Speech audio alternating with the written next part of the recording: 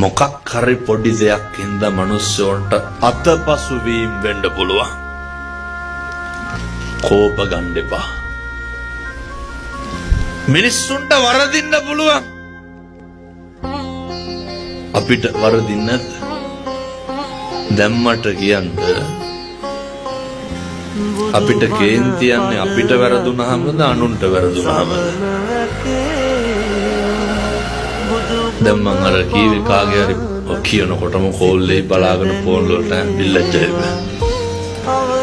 කාගේ හරි ෆෝන් එකකට කෝල් එකක් එනකොට කේන්ති යන්නේ කාට? ෆෝන් එක අයිතිකාරයාට පිට මිනිස්සු.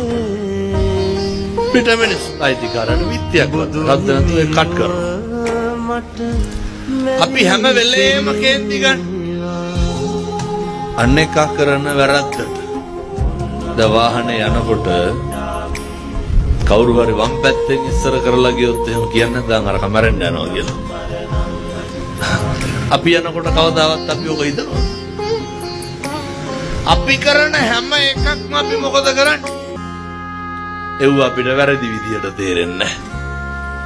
ඒව සාධාරණීකරණය කරන අපිට වැරදි විදියට පේන්න පින්නතුන් අනුන් කරන එක විතරයි.